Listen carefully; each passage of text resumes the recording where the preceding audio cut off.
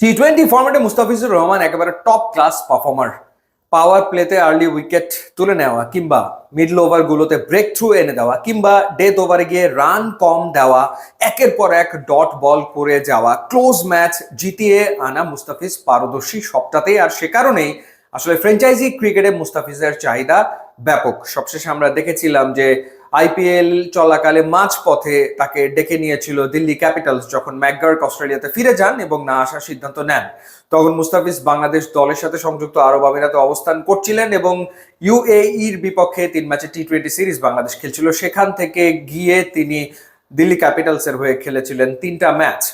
তো দিল্লি ক্যাপিটালসের মালিকেরই আর এক ভেঞ্চার হচ্ছে এই দুবাই ক্যাপিটালস, যারা আবার এই ইন্টারন্যাশনাল টি-20 লিগের সবশেষ আসরের চ্যাম্পিয়ন। তো সেই দলভুক্ত করেছে মুস্তাফিজুর রহমানকে। লুকউডের বদলি হিসেবে নেক্সট সিজনে তারা মুস্তাফিজুর রহমানকে দলে নিয়েছে। কিন্তু এখন প্রশ্ন হচ্ছে, এই টুর্নামেন্টটা এবং বিপিএল একই সময়ে চলে, তো সেই ক্ষেত্রে মুস্তাফিজকে বিপিএল না খেলার সিদ্ধান্ত নিয়েছেন। বিপিএল এর সবশেষ আসরে মুস্তাফিজুর রহমান খেলেছিলেন ঢাকা ক্যাপিটালসের হয়ে। তো সেই ক্ষেত্রে নিশ্চিতভাবে নেক্সট সিজনেও ঢাকা ক্যাপিটালস মুস্তাফিজকে দলে রাখতে চাইতেই পারে, বা যে কোনো দল আসলে মুস্তাফিজকে তো পিক করে নেবে। কিন্তু মুস্তাফিজ যদি আনঅ্যাভেলেবল হয়ে যান ওই সময়টাতে, যদি তিনি জানিয়ে দেন যে তিনি আসলে খেলবেন এই ইন্টারন্যাশনাল টি-20 লিগে, তাহলে আসলে তাকে তো আর বিপিএল এ দেখা যাচ্ছে না।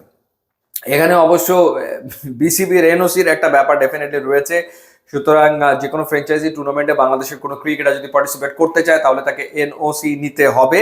তো সেই ক্ষেত্রে নিশ্চয়ই যদি একই সময় দুটো টুর্নামেন্ট হয় তাহলে তো বিসিবি মুস্তাফিজকে কোনোভাবেই ছাড়বে না, কারণ মুস্তাফিজ ডেফিনেটলি বাংলাদেশের ক্রিকেটের একটা বড় ব্র্যান্ড।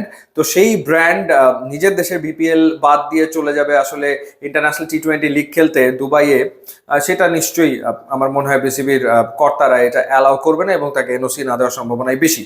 তো তখন যে ঘটনাটা ঘটবে দেখা যাবে যে আসলে কোন ম্যাচে মুস্তাফিজ অ্যাভেলেবেল হতে পারে, বা দেখা গেল যে যে কোনো একটা টুর্নামেন্ট হয়তো একটু আগে শুরু হলো বা একটু পরে শেষ হবে।